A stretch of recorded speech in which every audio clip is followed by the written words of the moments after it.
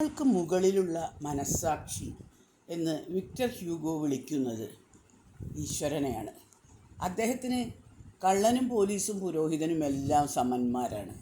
അദ്ദേഹത്തിൻ്റെ പരിശുദ്ധമായ സാന്നിധ്യം സമൂഹ ആചാരങ്ങളെ കീഴ്മേൽ മറിക്കുന്നു. പള്ളിക്കും പള്ളി നിയമത്തിനും മുകളിലാണ് ഹ്യൂഗോ ഈശ്വരൻ്റെ പ്രതീകത്തെ വയ്ക്കുന്നത്. അതുപോലെ ഡിയിലെ മെത്രാനായ മിറിയേൽ ആണ് ഈ ശക്തിയെ ഉടനീളം പ്രകാശപൂരിതമാക്കുന്നത്. നോവലിൽ മുഴുവനും അതിമാനുഷികമായ ആ ഈശ്വരശക്തിയുടെ പ്രകാശത്തെ മെലോഡ്രാമ എന്ന് വിളിക്കാൻ പ്രയാസമാണ്. അത് മാനവികതയുടെ സന്ദേശമാണ്.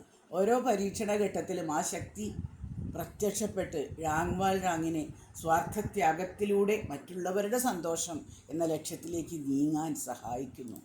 സംഘർഷാത്മകമായ മനസ്സിലൂടെ കടന്നുപോകുന്ന ഉദ്വേഗജനകമായ ചിന്തകളുടെ യഥാതഥമായ ആവിഷ്കാരം ഓരോ മനുഷ്യനും കടന്നുപോകുന്ന ജീവിത സന്ദർഭങ്ങളെ ഓർമ്മിപ്പിക്കുന്നതാണ്. അത് ഈ നോവലിലെ ജീവകേന്ദ്രമാണ് എന്ന് നമുക്ക് പറയാം. ഈശ്വരൻ്റെ മറുഭാഗമായ ഒരു ചെകുത്താൻ ഉണ്ടാവണമല്ലോ ലോകത്തിൽ.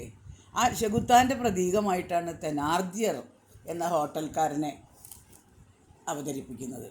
വിശപ്പ് കൊണ്ട് കള്ളനായെങ്കിലും ആത്മത്യാഗം കൊണ്ട് ഈശ്വരതുല്യനായ ഴാങ് എന്ന പുരുഷൻ്റെ വാമഭാഗമായിട്ട് നമുക്ക് കരുതാം. ജീവിക്കാൻ വേണ്ടി വേശ്യാവൃത്തി സ്വീകരിച്ചവളെങ്കിലും മനസ്സുകൊണ്ട് ദേവി തുല്യയായ ആ പാവം ഫൻതീൻ എന്ന പെൺകുട്ടിയെ.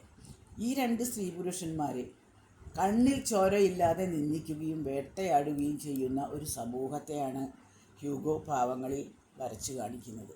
മാറുന്ന വിശ്വാസങ്ങൾക്കും ചുറ്റുപാടുകൾക്കും മുമ്പിൽ പഴയതിനെ സ്നേഹിക്കാനും ബഹുമാനിക്കാനും ആഗ്രഹമുണ്ടെങ്കിലും അതിന് സാധിക്കാതെ പുരോഗതിയുടെ പാതയിലേക്കും വിപ്ലവത്തിലേക്കും നീങ്ങുന്ന ആധുനിക മനുഷ്യനെ മറിയൂസ് പ്രതിനിധാനം ചെയ്യുന്നു. അയാൾ ഉൽപ്പതിഷ്ണുവാണ്, പുരോഗമന ആശയങ്ങളുള്ളവനാണ്. എന്നിട്ടും ഈശ്വരനെ പോലെയുള്ള ആ ഴാങ്ങിനെ പഴയ നിയമങ്ങളെപ്പോലെ അയാളും തെറ്റിദ്ധരിക്കുന്നു, അവഗണിക്കുന്നു, നിന്ദിക്കുന്നു. ഏതാണ് ശരി, ഏതാണ് എന്ന് നിർണ്ണയിക്കാൻ ഈ വിപ്ലവകാരിയായ ആധുനിക മനുഷ്യനും സാധിക്കുന്നില്ല. അയാൾ തൻ്റെ മുൻ തലമുറ കാണിച്ച അബദ്ധം ആവർത്തിക്കുകയാണ്. ആചാരങ്ങൾക്കും സമൂഹ നിയമങ്ങൾക്കും വഴങ്ങുകയാണ് ചെയ്യുന്നത്. ഈശ്വരനെ ഒറ്റപ്പെടുത്തുകയാണ് അദ്ദേഹം. ആ ഴാങ്ങിനെ ഒറ്റപ്പെടുത്തുകയാണ് ചെയ്യുന്നത്. അയാളുടെ കൂടെ മറ്റൊന്നും ചിന്തിക്കാൻ അറിയാതെ സ്നേഹിക്കാൻ മാത്രം പഠിച്ച ആ നിഷ്കളങ്കയായ കൊസത്തുണ്ട്, ഈശ്വരനാൽ വളർത്തപ്പെട്ട അനാഥക്കുട്ടി.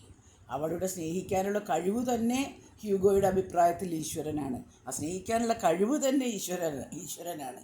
അവസരങ്ങൾ ലഭിക്കാത്തത് കൊണ്ട് മാത്രം അവനവനിലെ ഈശ്വരനെ കണ്ടെത്താനാകാതെ പോയ അനേകം മനുഷ്യാത്മാക്കളെ പ്രതിനിധീകരിച്ചുകൊണ്ട് നമ്മുടെ എപ്പൊനയനും ഗൗരോഷ് കുട്ടിയുമുണ്ട്. തെനാർദിയരുടെ മക്കളാണ്, പക്ഷേ നല്ല കുട്ടികളാണ് അവരറിയാതെ ഒരു കളങ്കത്തിലേക്ക് വീണു പോകുന്നുണ്ടെങ്കിലും അവരുടെ ഉള്ളിൽ വളരെ ശുദ്ധമാണ്. ഇങ്ങനെ വ്യക്തിയുടെ മനസ്സാക്ഷിയും സമൂഹത്തിൻ്റെ മനസ്സാക്ഷിയും ഒരേ തലത്തിൽ ഒരേ കഥാപാത്രത്തിൽ ഘടിപ്പിക്കുന്ന വിദ്യ ഹ്യൂഗോ അനായാസം നിർവഹിച്ചിരിക്കുന്നു എന്നുള്ളതാണ് പാവങ്ങളിലെ ഒരു പ്രത്യേകത. കഥ പറയുന്നതിനിടയിൽ പലപ്പോഴും നോവലിസ്റ്റ് വായനക്കാരനുമായി ഒരു സ്വകാര്യ സംഭാഷണം നടത്തുന്ന ഒരു പ്രത്യേകത, ഒരു മാതൃക ഈ നോവലിലുടനീളം കാണാം. നോവലിസ്റ്റുമായി സംവദിക്കുന്ന വേളകളിൽ വായനക്കാരൻ താനറിയാതെ ആ കഥ നടന്ന കാലത്തിലേക്കും അതിലെ സൂക്ഷ്മ പ്രശ്നങ്ങളിലേക്കും നോവലിസ്റ്റിൻ്റെ കയ്യും പിടിച്ച് കടന്നു ചെല്ലുന്നു. അതിലെ സംഭവങ്ങൾക്ക് ദൃക്സാക്ഷിയാണ് താനും എന്നൊരു വിചാരം അറിയാതെ ഉള്ളിലുണ്ടാവുന്നു. എനിക്ക് ചുറ്റുമുള്ള എനിക്ക് പരിചിതമായ ലോകമാണ് ഇതെന്ന വിചാരം ഉദിക്കുന്നു. നമുക്ക് ചുറ്റുമുള്ള നമ്മുടെ ലോകത്തിൻ്റെ കഥ മാത്രമല്ല, നമ്മുടെ ലോകത്തിന് നോവലിസ്റ്റ് തരുന്ന ഒരു വ്യാഖ്യാനം കൂടിയാണ് പാവങ്ങൾ. ലോകത്തിൽ എന്തൊക്കെയോ നമുക്കറിയാത്തതും നമുക്കിഷ്ടമില്ലാത്തതും നമുക്ക് വേണ്ടാത്തതും ഉണ്ട്, ഇല്ലയെന്ന് പറയാൻ പറ്റില്ല. പക്ഷേ അതുകൊണ്ട് നിരാശയോ ദേഷ്യമോ വെറുപ്പോ തോന്നാത്ത ഒരമാനുഷ തലത്തിലേക്ക് വായനക്കാരെ ഹ്യൂഗോ തന്നോടൊപ്പം കൊണ്ടുപോകുന്നു. തൻ്റെ നോവൽ പ്രപഞ്ചഘടനയെ പ്രതിബിംബിക്കുന്നതായാൽ മാത്രം പോരാ, പ്രപഞ്ചം തന്നെയാവണം എന്ന് ഹ്യൂഗോ ആഗ്രഹിച്ചതുപോലെ ഇതിലെ ആശയങ്ങൾ ഒരനുഭൂതി പ്രപഞ്ചമായി വിടരുന്നു. ഇത്തരം ഒരനുഭൂതി അല്ലെങ്കിൽ ഇങ്ങനെയുള്ള അനുഭൂതി പ്രപഞ്ചം സ്വന്തം മനസ്സിൽ വിടർത്തി ഹ്യൂഗോവാൽ സ്വാധീനിക്കപ്പെട്ട രണ്ട് എഴുത്തുകാരാണ് എൻ്റെ അഭിപ്രായത്തിൽ. ഞാൻ രണ്ടുപേരും വായിച്ചിട്ട് എനിക്ക് തോന്നിയിട്ടുള്ളത് അങ്ങനെയാണ്, നാലപ്പാടനും ഹാർഡിയും.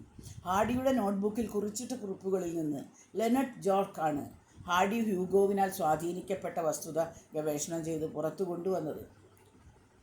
ചാൾസ് ഇ വിൽബറുടെ തർജ്ജമ 1887 അത് പുറത്തു വന്ന വർഷം തന്നെ ഹാർഡി വായിച്ചു. 1889 വീണ്ടും വായിച്ചു. ഹാർഡി ഹ്യൂഗോയെ ബഹുമാനിച്ചിരുന്നു.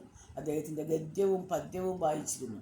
ഹ്യൂഗോവിൻ്റെ മരണത്തിൽ അദ്ദേഹം ഒരു അനുശോചനം അയച്ചതായും ഹ്യൂഗോ ജന്മശതാബ്ദിയിൽ അദ്ദേഹത്തെക്കുറിച്ച് ഒരു പത്രത്തിൽ ലേഖനം എഴുതിയതായും കാണുന്നു.